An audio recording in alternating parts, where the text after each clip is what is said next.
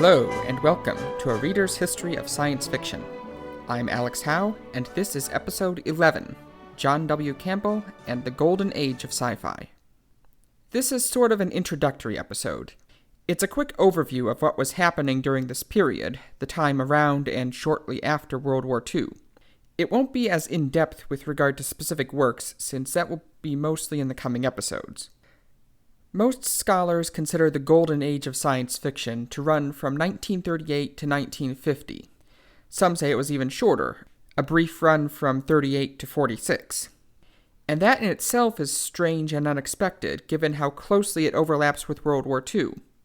It's not a time that you really associate with the Golden Age of anything. Comic books do fit there, but even then, at least the Golden Age of comics was said to run until 1956, only ending after the Comics Code Authority hollowed out the industry. This view of the Golden Age of sci-fi makes it synonymous with the height of the pulp magazines, and that doesn't really make sense. The magazines of the time are not very much remembered today compared with the books that came afterwards. And a large fraction of what we do remember are the stories from I, Robot, the Foundation Trilogy, and the Martian Chronicles, which you're probably going to read in anthology books that were published in 1950 or later. Instead, I believe that the Golden Age of sci-fi continued until about 1960. And I've been saying this for the whole series, but I'm not the only one who feels this way. Author Robert Silverberg, who was a regular collaborator of Asimov's, contends that the 50s were the true Golden Age of sci-fi, calling the 40s a quote-unquote false dawn. As he puts it, quote, "Suddenly the 50s arrived, and with the new decade came a host of new science fiction magazines and a legion of gifted new writers. The result was a spectacular outpouring of stories and novels that swiftly surpassed, both in quantity and quality, the considerable achievement of the Campbellian Golden Age." Unquote. And that's absolutely what I see. Just looking at what people considered to be the classics of the genre was enough to see that. Some of the best science fiction books were written in the 50s, and the original greats of the genre were at their most prolific in that decade, at least in terms of what's widely read today. But the story definitely does start earlier. Specifically, it starts in 1937, when John W. Campbell Jr. became the editor of Astounding Science Fiction magazine, now called Analog Science Fiction and Fact. Not to be confused with Joseph Campbell, who wrote The Hero with 1,000 Faces, which I discussed in episode 9. I've mentioned John Campbell several times before, mainly to contrast him with the period before him, because he is a very important figure in the history of sci-fi.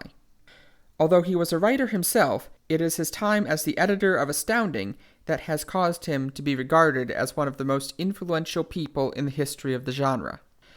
Before Campbell, most science fiction consisted of the pulp stories that the magazines are still known for. Larger-than-life characters like Buck Rogers, sensational storylines, and often not very good writing. But Campbell held writers to a higher standard. As Isaac Asimov said, quote, "He demanded that science fiction writers understand science and understand people, a hard requirement that many of the established writers of the 1930s could not meet."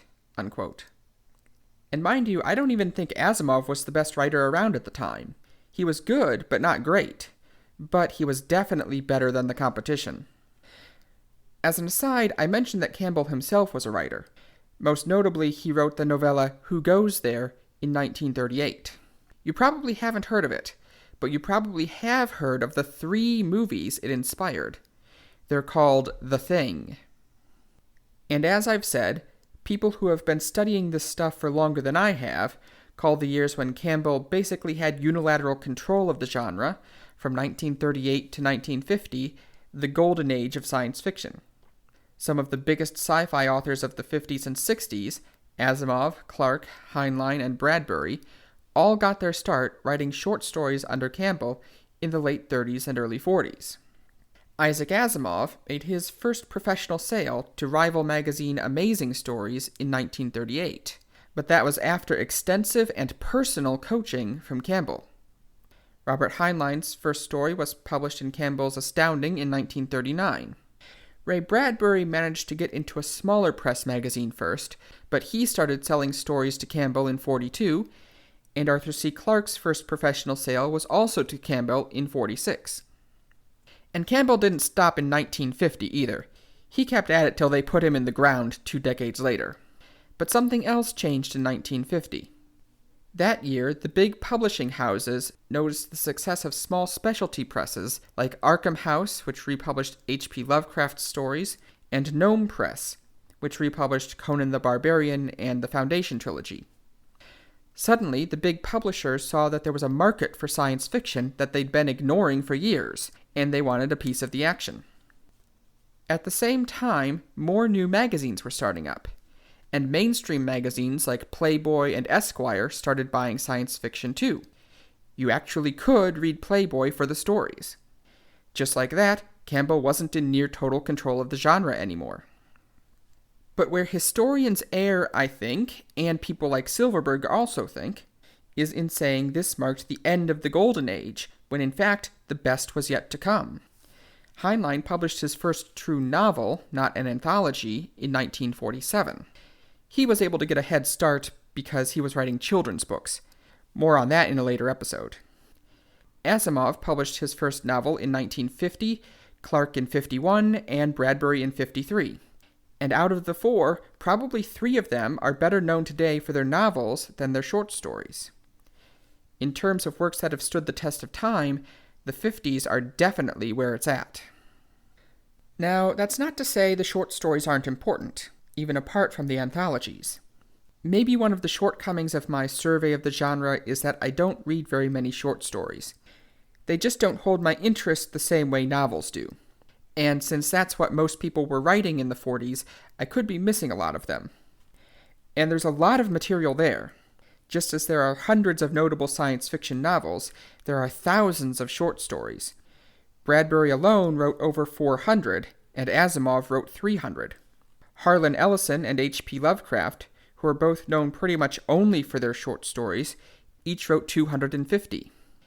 And what's more, when you look at lists of the top stories, they don't agree as much as lists of the top books, giving you even more to choose from. But I have a loophole.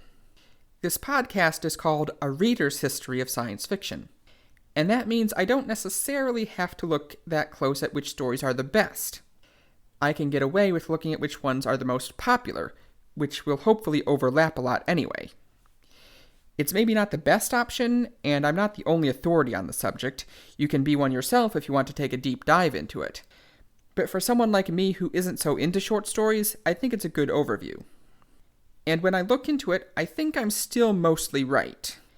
The Speculative Fiction database has an extensive list of the most popular science fiction short stories and novellas, and it turns out that most of them are from the 1950s or later. Now, I'll mostly be talking about short stories in the episodes about the individual authors.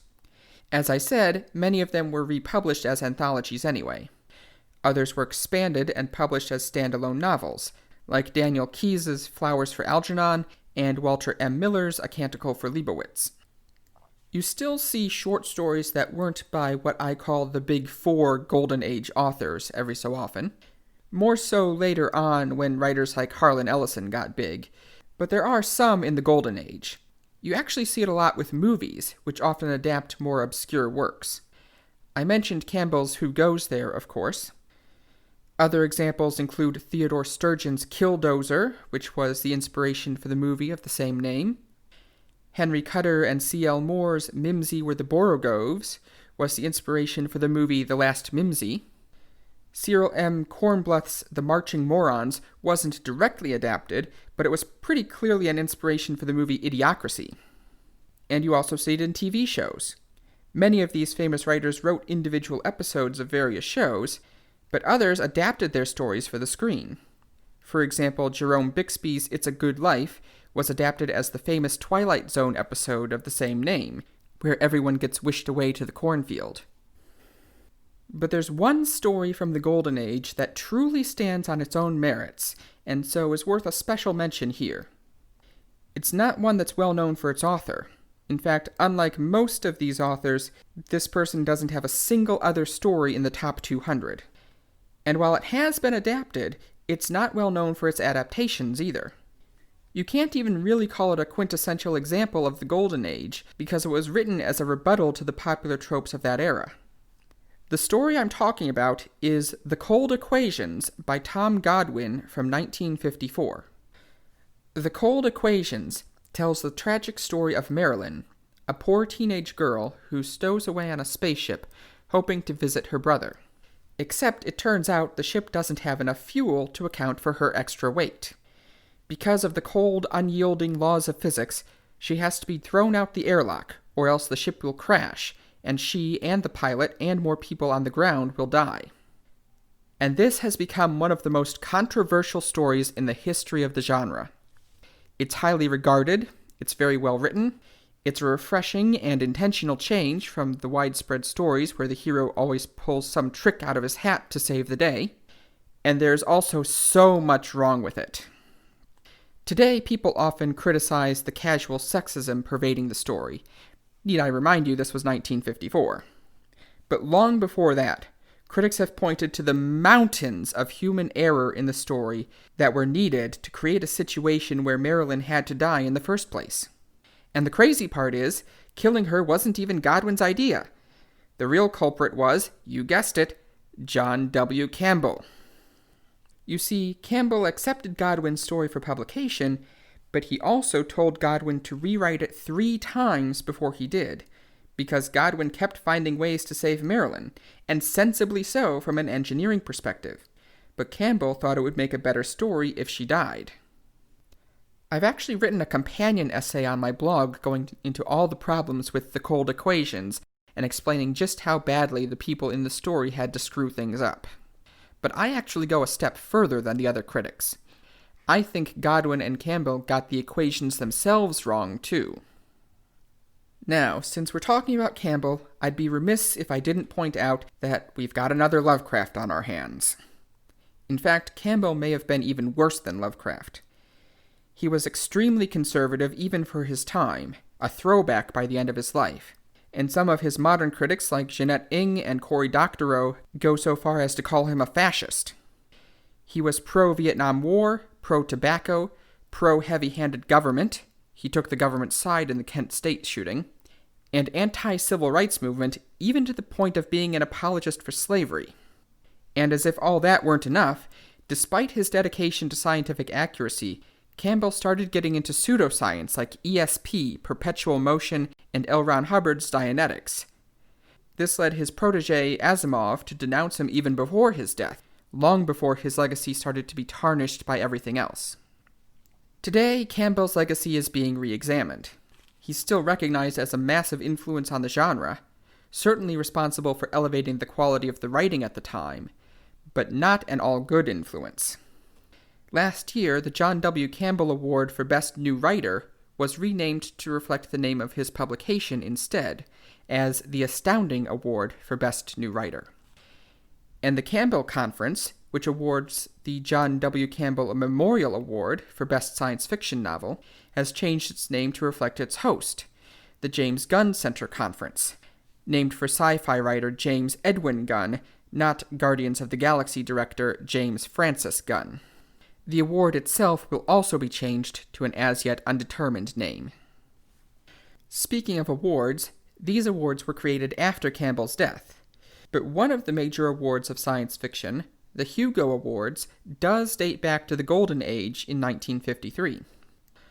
The Hugo Awards are named for Hugo Gernsback, the founder of rival magazine Amazing Stories, and they are the main awards given out by sci-fi fans through the World Science Fiction Convention, as opposed to writers or publishers.